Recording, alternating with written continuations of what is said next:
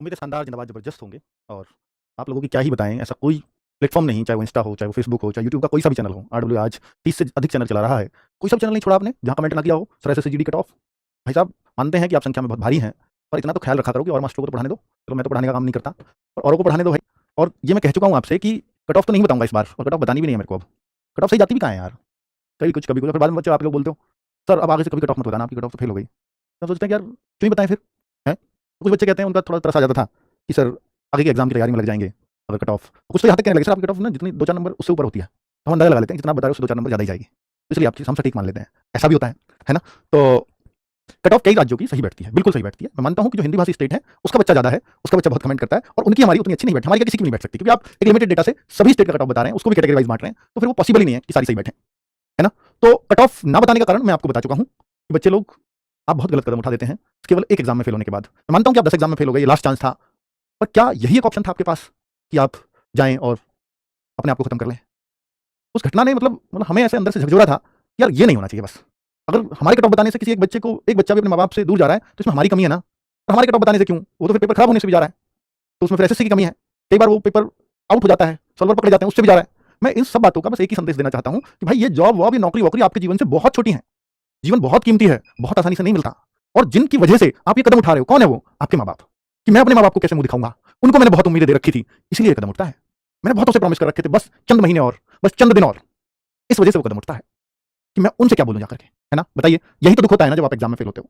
और आप ये सोचो ना कि अगर आप चले ही गए उनके पास से, एग्ज़ाम पास चाहे आप 100 बार मत करो, 100 बार उन्हें झूठी उम्मीदें दो, पर वो दर्द तो बहुत बड़ा है उससे, जब आप उनके पास से हमेशा के लिए चले जाएँगे। आप तो उन्हें पूरी ज़िंदगी की दर्द दे गए। शायद आपकी नौकरी के दर्द को वो 1 महीने में, 4 महीने में, 10 दिन में, 5 दिन में, 2 दिन में भुला देते। लेकिन ये दर्द तो बहुत बड़ा है। तो ऐसे कदम कभी मत उठाना बच्चों। क्योंकि आप जिस नौकरी के लिए कभी अपने जीवन तक को कुर्बान करने की सोच लेते हैं, अगर कुछ दिन बाद हमें पता लगता है कि नहीं मिली तो अच्छा रहे। शायद इसलिए अच्छा कर पाया मैं दूसरे काम में लग गया और सफल हो गया, और इतना अच्छा बन गया कि जो नौकरी से मैं कभी नहीं सोच पाता। क्यों मानते हो ऐसे कि यही एक लास्ट ऑप्शन है? ये शुरुआत है, आपने अपना फोकस दिया, जरूरी नहीं कि आप सफल हो। 99% बच्चों को असफल ही होना पड़ेगा, 1% बच्चा ही सफल होता है। सोचिए, यहाँ 48 लाख फॉर्म है एसएससीजीडी में, 25,000 वैकेंसी है, आधा % बच्चों को नौकरी मिलेगी, 99.5% बच्चा सफल होगा। और आप ये मान लो कि जीवन खत्म इसके बाद? नहीं, ये एक संघर्ष था जो हमने जिया, जिससे हमने बहुत कुछ सीखा।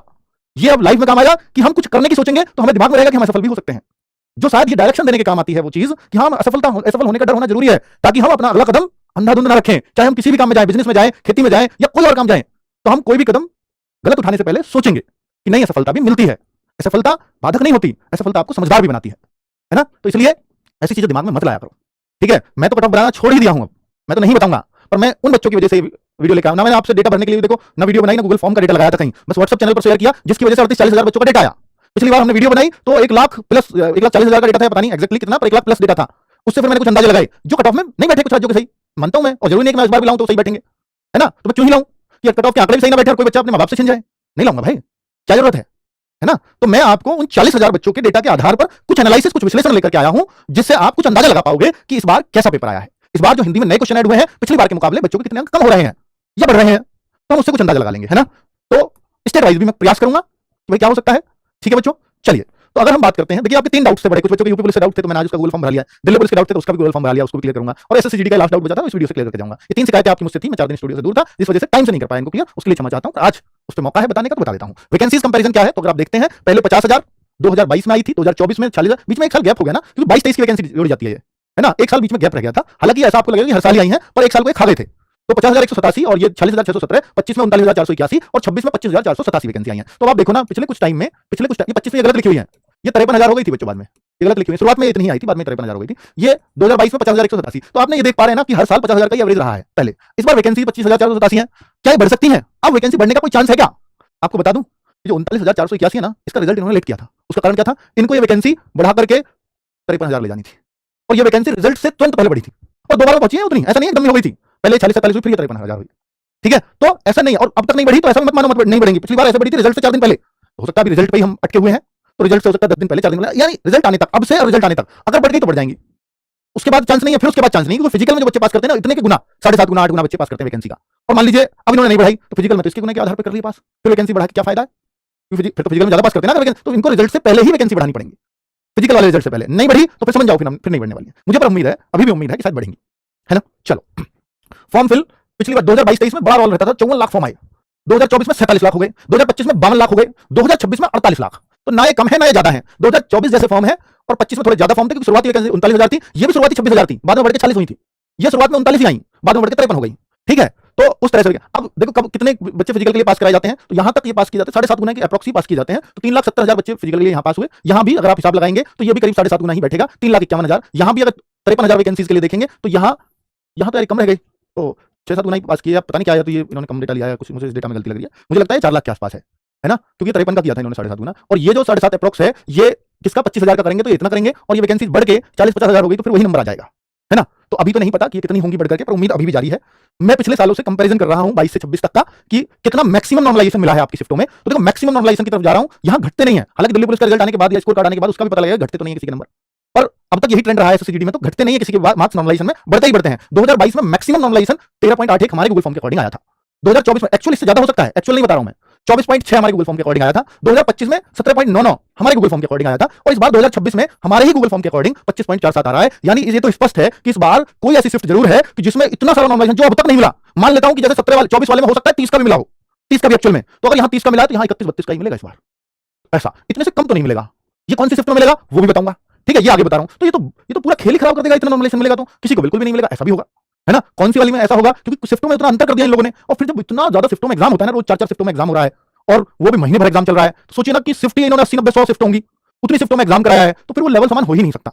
कोई पेपर बहुत आसान आ जाएगा, उसकी वजह से सारी शिफ्टों में नॉर्मलाइजेशन का बड़ा अंतर आ जाएगा। तो अगर मैं देख पा रहा हूं और मुझे जो लग रहा है, मैंने एवरेज स्कोर निकाला है हर शिफ्ट का। आप सारी शिफ्टों के एवरेज स्कोर देखिए, 3-3 शिफ्ट थी, 4 नहीं थी, है ना।